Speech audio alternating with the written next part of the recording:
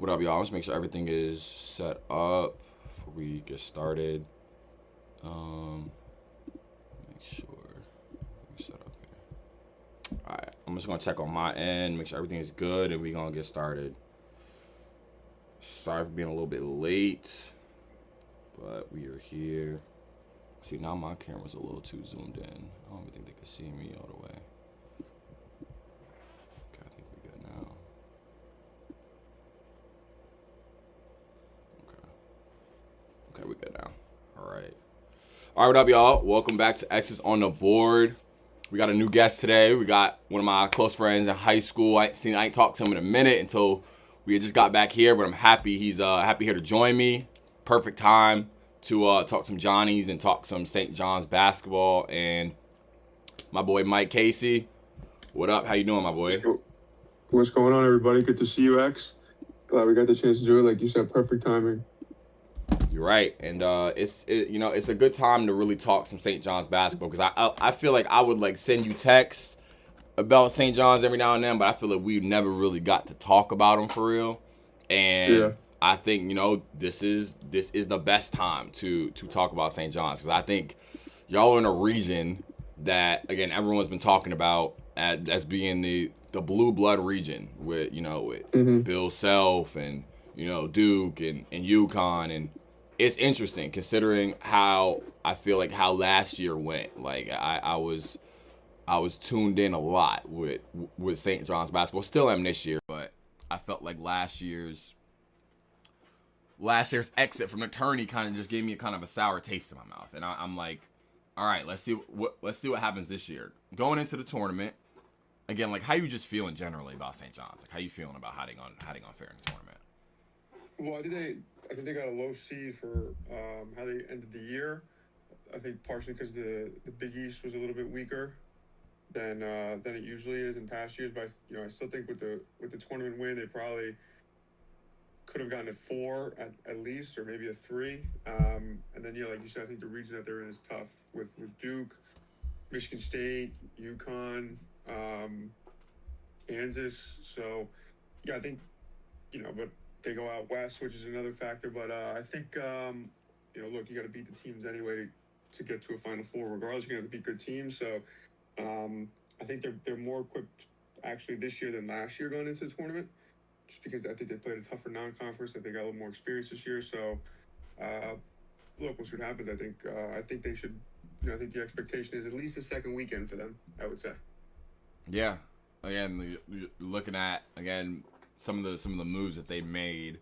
You obviously lose R.J. Lewis. That hurts. But again, you bring in the guys that you did. You bring in Isaiah Jackson. You bring in Sanan. Like you bring in these guys, and it's a big turnaround with a Patino-led team, especially in the transfer portal. And that's been something they emphasize, that they're going to go with the transfer portal guys. We're not really going to spend time developing much freshmen. That was something that I wanted to touch into. Again, that's something, again, more of a Patino type of thing. As you've been looking and analyzing St. John's, like how do you feel about, St. John's kind of leaning into the portal more than, going for those 5-star freshmen like they maybe used to? Yeah, well, I think the portal has helped them more than a lot of other schools because of the money that they've been able to raise after Patino, became the head coach. I think they have a number of big donors that kind of came in and supported the program more so. So I think the portal has helped St. John's more than most other schools. In terms of freshmen, I don't think, I think Patino's style of play, the up and down, fast paced, is more geared towards developed, older, more experienced guys. So I think that's just the route that he took. Unless you're, I think, getting like the top freshman, the freshman, it's tough for an 18-year-old to come in, with guys that are 21, 22, staying in college longer, so I don't think that they're ready to, go get a top 10 freshman out of high school. So I think it's, the portal's worked for them. I think that'll probably be what they stick with. I don't think they have any freshmen coming in next year at this point. I think they had one last year, so I think from what he said, I think they'll take 1 or 2 a year. Specific guys that fit their system. But otherwise, I think they'll probably stick to what they've done with the portal.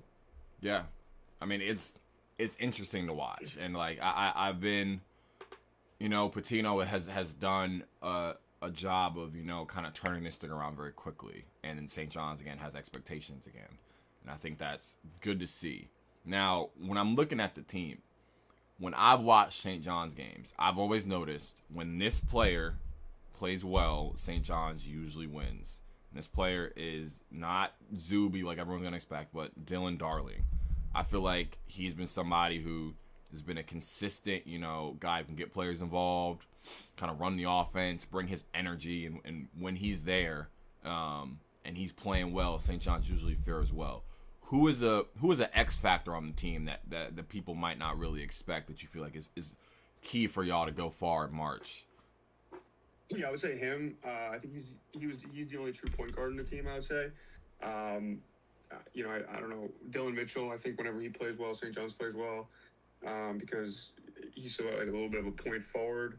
So the fact that they don't have a point guard, like a real point guard, sometimes on the court, he makes up for that. He does everything well except shoot. He run the offense. I think he's their best defender behind Ejiofor. Passes well. He does everything well. So I think when he plays really well, they play really well. And then some of the other guards they have been coming on. Sannon is streaky, but when he's, I think one of their weaknesses is their outside shooting. So when when his shot's on, I think he gives them a big boost off the bench. Same with Jackson. So, I would say Mitchell for sure, but then the guard play in general, if they can get guys to hit shots, I think that would be huge. If they can get Sannon and Jackson specifically to be consistent, it gives them a whole nother layer, I think.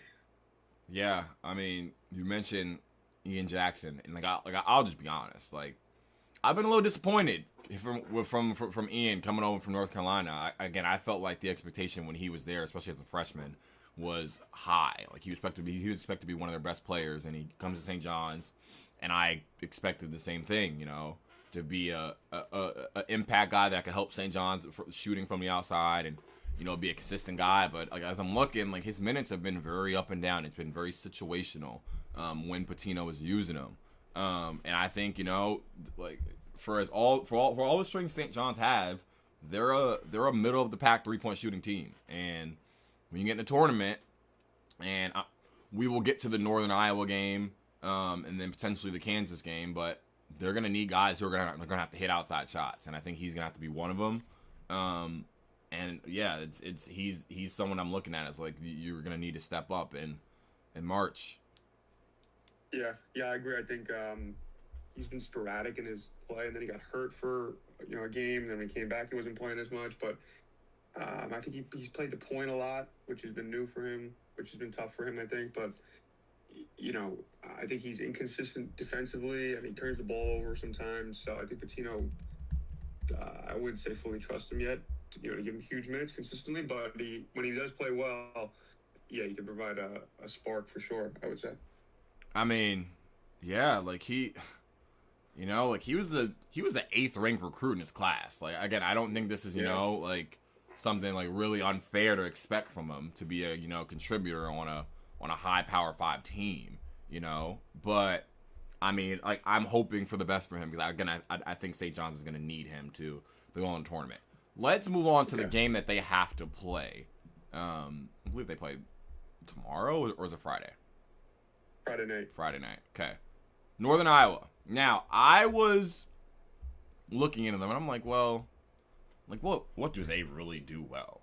And from what I've seen, again, they are a top 25 defense, so they're going to make you defend. They're top 3 in defending the three-pointer, which, again, I don't think is much of a problem because St. John doesn't rely on three-point shots to generate offense.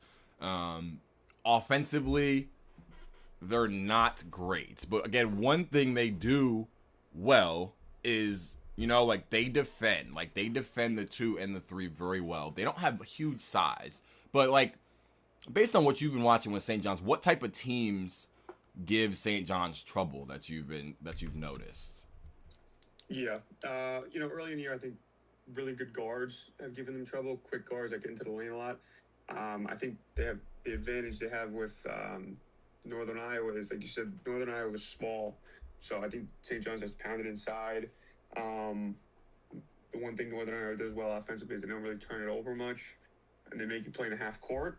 They're a very slow paced team, so I think that benefits them. I think St. John's needs to figure out a way to speed them up, probably with the press, and get some easy baskets because they don't shoot the three well, and because Northern Iowa defends in the half court well. So, I think if St. John's finds a way to turn them over, speed the game up, and get the ball inside, I would say that favors them. If they get into a half court kind of slugfest and Northern Iowa hangs around, I think that probably favors Northern Iowa. But I think the main thing is the size. You have to St. John's front line. I would say is probably top 3 or 4, in the country. So you got to get the ball inside and get to the free throw line. St. John's does well and make free throws, obviously, which they do well. So it's kind of contrasting styles, I would say.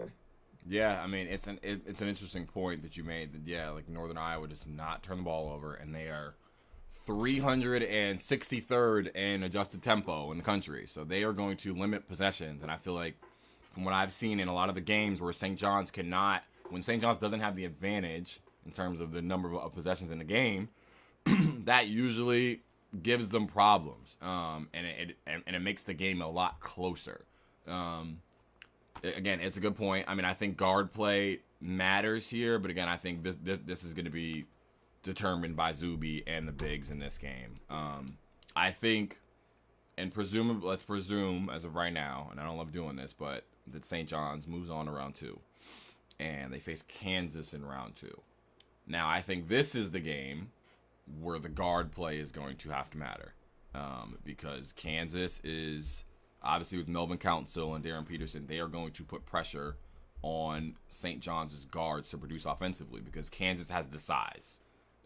They have Floyd Badunga, who's going to protect the rim, and he's going to be on Zuby, and they've got guys who can protect the rim. How do you look at a potential matchup going forward against Kansas, and what do you think are some of the keys to that game? Yeah, I think that was a tough draw for them because Kansas, they've been sort of inconsistent, I think, all year, but they beat Arizona, they beat Houston, they beat some really good teams. Obviously, they have one of the better players in the country with Peterson. So, we'll see if it gets there, we'll see how it goes. I think Kansas, you don't really know who you're going to get because, you saw them in the Big 12 tournament. They put up, 40-something points, but then they had the great wins also. So, you have to see, again, you have to see what kind of Kansas team you get, but you have to slow down Peterson, I would say, obviously.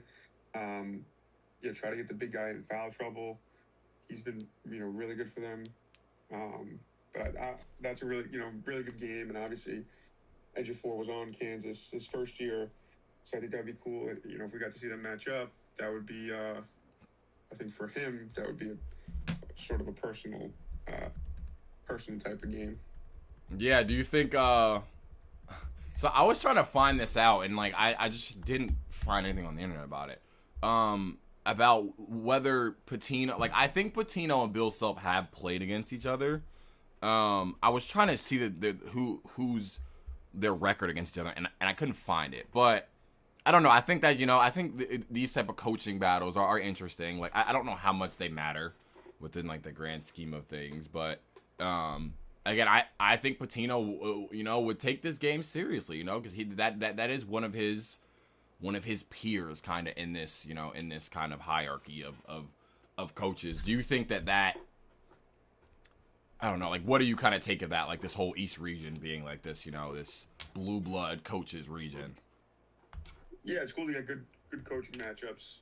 I mean, it's always dependent on the players to play well, but Pitino, Izzo, Danny Hurley, Bill Self. Obviously, John Shire's younger, but a great coach. Coach K. So I don't put too much into the coaching, but it's cool to see two great coaches go out. Same way that last year Calipari versus Pitino in the tournament was a huge headline. So we'll see. I mean, I'm sure him and Bill Self have played each other before. They have to have met at some point, I would think. But it's always good to watch two legends coach, right? I'm a big fan of Pitino, and obviously everything that he's brought to St. John's has been cool to watch. does Patino need to bring out the white suit in the Kansas I game? don't Or think so. I don't think he would ever do it in his format. He has to be at the guard. He has to be at the Garden. Yeah. I was gonna say. I seen a video a few days ago just about how like a bunch of times of him denying it, and he comes out in that UConn game. Yeah, he did it. And they Yeah, it's got to be. I think it's a once a year thing. Once a year at the Garden. Okay, once a year at the Garden. Yeah, I mean that lines up. It lines up. Again, it's gonna be interesting. Like I said, like, yeah, I mean, now that I look at it, I do think, St. John's got a pretty tough draw. Again, Kansas is again, you don't really know what you're gonna get from them. I'll be honest, like you don't know what you're gonna get from Darren. The other guys, it's kind of sporadic. Like they could be like one of the best teams in the country one night, and next night they can be scored, like you said, score 47 points. It'd be interesting. I tend to think St. John's will be fine in this game. I don't think Iowa can necessarily score enough with St. John's unless the possessions are so limited and St. John's cannot execute in the half court, which, again, I don't see being much of a problem in this game. It'll be interesting to see how that moves on. Let's kind of take a step back a little bit and let's look more generally in the tournament. I actually have not even finished my bracket yet because I'll be honest, there are certain regions that I've filled out pretty easily, and there are certain regions that are taking me forever to finish. And I think this West region is one of the hardest regions, the region with Arizona and Wisconsin and Arkansas. That region's really tough. I still don't know who I'm picking in that Wisconsin-Arkansas game. I have no idea.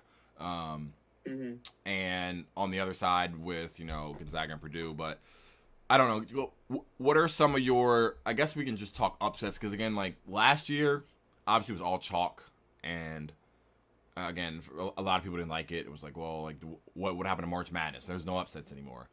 What are you maybe looking at in terms of some higher seeds that could be vulnerable to an upset that you've noticed? First round, I think I picked Santa Clara to beat Kentucky. I think Kentucky's been up and down. I think Santa Clara's finished the season strong. I picked VCU to beat North Carolina. Without Caleb Wilson. I didn't pick, either. I didn't pick anything that was too big. I think I have all 1, 2, 3s, and 4s winning, which probably won't happen. But I picked Central Florida to beat Louisville with Browns out. That's been a hot pick. And then I picked Akron to win against. Who are they playing? Texas Tech? Really? Yeah. Texas Tech. Another team that I think's hurt by injuries. They are. Yeah. That was the biggest upset I think I had was the Akron one, but I had a couple of 11s winning, a couple of 10s. I think Missouri probably beats Miami. That's like a home game for Missouri because of its location. So I don't know. I think the top of just like last year, the top seeds are strong. So I don't know if I could see I don't know if I see like a 14 over a 3, but you never know. Yeah. We'll probably get one at least. So I wanted to ask you about this because I'm surprised you didn't mention this team, and the buzz for this team has been increasing, I think, throughout the week, and that is Hofstra and Alabama. Obviously, I'm assuming you heard what happened to Aiden Holloway. They're as of right now, Nate Oates is just saying that they're gonna prepare to play without him. They've obviously got File on there, and again, Alabama is one of the quickest teams in the country. They get up a lot of shots. They score with the best of them. And Hofstra is the complete opposite. They got 2 good guards, and they run a slow pace. But these guards are gonna break you down. They're coached by Speedy Claxton, and they've been given a lot of hype in these last couple of days of if they can get Alabama to, kind of slow down their pace, again, this could be a very interesting game. I'm on the side that even without Aiden Holloway, that again, I think Alabama's had 1 or 2 games all year where teams have actually slowed their pace down. It's usually the opposite. Alabama's gonna make you play faster, not the other way around. So again, that's very interesting to me. What were your thoughts on that game? Were you just kind of quickly picking Alabama? I was tempted to pick Hofstra because they're a Long Island school. Their best player actually went to St. John's for a year. He went to really? He was at Iona with Patino, Cruz Davis. Then he went to St. John's for a year, and now he's been at Hofstra. I think he's like a 20-point per game guy. Yeah. Like a lefty guard. So I think the line also has gone down. The betting line has shaved like a point and a half for 2 points. So I think, yeah, it's a hot pick, but I don't know. Even without Hall, I think Alabama's probably got a little bit too much talent, like you said, with Phylon and the way that they play. But I mean, I wouldn't mind seeing Hofstra win for sure. I think it would be probably a closer game than it would have been. But yeah, I think Alabama still probably wins. But we'll see how it. So you've seen Cruz Davis. He's like the real deal. Yeah, I mean, he didn't play much at St. John's, and he left after a year, and then he's been at Hofstra for 2 years. And yeah, I mean, Hofstra beat Syracuse. Not that Syracuse was any good really any good this year, but they're no pushover. Yeah, I would say quad 2 win. Yeah. Okay. Yeah. Again, I was I was seeing the, and like they play in the CAA, which was my undergrad's conference. So I was like, yeah, this is interesting. Hofstra also, I'm looking that they lost by 4 to UCF, which is a quad 1 win, or a quad 1 loss, which is not bad at all. I just kind of want to know if that was a little bit of smoke. Like every year there's these like smoke and mirror upsets. I feel like the things of teams that like people are just so high on that they want to kind of say is going to win. Like that's kind of how I feel about Akron. I just think Texas Tech as of right now, obviously they're trending downward, but they are too good defensively. I don't think Akron has the size to really deter what Texas Tech is doing. Texas Tech still got Christian Anderson, one of the best guards in the country. I just really can't see it. I'm also seeing right now, like I'd also want to know your opinion on Nebraska, because I think, depending on who you talk to, some people just are like, Nebraska's just not very good based on how their record is. And, I feel like in that first, 3/4 of the season, they look like one of the best teams in the country. What are your thoughts on Nebraska and that matchup against Troy? Yeah, I think they get out of the first round. I think they're maybe one of the only like Power 4 school that without a tournament win, something like that. Yeah. They're usually not really good, but I think they get a win against Troy, and then I have them losing in the next round to Vanderbilt. Yeah. I think they're not as good as I think they were at one point ranked as high as 5 or 6 in the poll. Yeah. I think they came back down to earth, but I don't see them making much of a run. When I've watched them play a couple times, they don't have anybody really like breaks you down. Gets to the rim, gets by people. Nope. They're very robotic, I think, offensively. But it's good to see him kind of good again. Good for the first time. I guess really forever. Yeah, I mean, it's a good point. I got down here that they're top 6 in assisted field goals made, which kind of like goes off what you're talking about. Like they don't really have someone who's gonna, create a basket. Like a lot of their points are generated through ball moving and passing, and that works. Yeah. But in the tournament, when you're going against better defenses who can kind of eliminate that, you need some guys who are gonna be able to break you down off the dribble. That'll be interesting. I tend to also believe that Vanderbilt's kind of gonna push through there, I guess, generally. So let's just talk Final Four. Who do you got in the Final Four? Why do you got those teams, and who do you got kind of taking on the Nets as we wrap up? My Final Four right now, so I have St. John's coming out of the East. It's biased, but okay. I think see what happens with Duke if they get there. I know Duke's got a couple of injuries right now. So you have St. John's beating Duke in the Sweet 16? I have St. John's beating Duke, and I have St. John's beating Michigan State. In the Elite Eight. Okay. And then I have Houston, I have Arkansas, and I have Michigan in my Final Four. Interesting. Houston over Michigan. Interesting. So let's talk about the Arkansas one. So you have Arkansas beating Wisconsin and Arizona and what, Gonzaga or Purdue? Gonzaga. Interesting. I mean, I think they could do it too. I'm just worried about their size against Arizona. Like I'm like, I don't really love their bigs like at all. I mean, like I love A-Cup obviously. I'm just like their size is a problem, and their depth is a problem. But I just think their guards are A-Cup obviously. Malik Thomas is really good. Billy Richmond is like a swing guy, but he's really good. And obviously they're really well coached. So I think Acuff's the guy. Acuff could be a guy who could just, be the best player on the court and just, win you multiple games.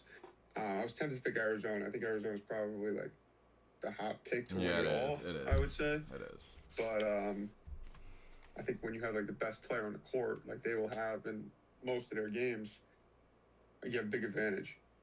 Yeah, I mean, I'm under the suspicion right now that like Arkansas is either going to lose in their second game against Wisconsin, or like you said, they could probably be in the Final Four. I feel like there's like no one. Wisconsin game will be tough. Wisconsin's really good too. Yeah, I mean that's the game that I think is like going to be probably the best round besides St. John's, Kansas. It'll probably be the best round 2 game in the tournament. Last thing I want to close out with is obviously the Big East basketball, and obviously you're a St. John's fan, but is this one of UConn's weaker teams? I think they're definitely better than last year, but I don't think they're anywhere nearly as good as the 2 teams that went back to back. Obviously, I think the big guy is really good. Tyrus Reed is really good. But he's kind of hot and cold a little bit. Caravan's, he's kind of consistent with what he's been. I don't think their guards are as good. I don't think like Demery's not as good as like Tristan Newton or Stephon Castle from their championship teams. Solo ball, I think it's hot and cold. Some games he's, killing it. Some games he's kind of, you can't find him. So they need Braylon Mullins to step up. Yeah, Mullins is only a freshman, so I think their guard play is definitely not as good as the championship teams. Like you had last year, you had Diarra, who was a staple. But again, you had Tristan Newton, Cam Spencer, like all pros. I don't see Mullins will probably be a pro, but I think Demery is not as good as those guys that they had on those championship teams. I was tempted to pick UCLA to beat them in the second round. I know a lot of people do. I think UCLA's playing good, but I think you kind of maybe a Sweet 16 team, Elite 8 team, but I don't think they get to another Final Four, not this year. Okay, it's good to know. All right, so you got St. John's coming out the East region, Arkansas coming out the West, you got Michigan coming out the Midwest, and then you said you have Florida coming out the South? Houston coming out the South. Okay. Houston coming out the South. Okay, I like it. Houston to win it all. I like it. Hey man, I was high on Houston last year, and I picked Auburn last year, and I was very disappointed. So again, I still don't really know who I'm going with. As of right now, I'm probably at this very moment, I'm probably leaning Michigan, but I just have my doubts about Elliott, and I don't really know if they're beating Iowa State in the Elite 8. So we'll see. But another tough game. Yeah, no, it's gonna be tough. Again, Casey, I appreciate you joining, giving some insight for all the Johnny's fans who want to know how they're gonna fare in the tournament. We'll be rooting for them. I appreciate catching up with you, talking ball with you, and we'll definitely chat soon. I appreciate you joining the show. You got it, bro. It's a good time. We'll do it again soon, and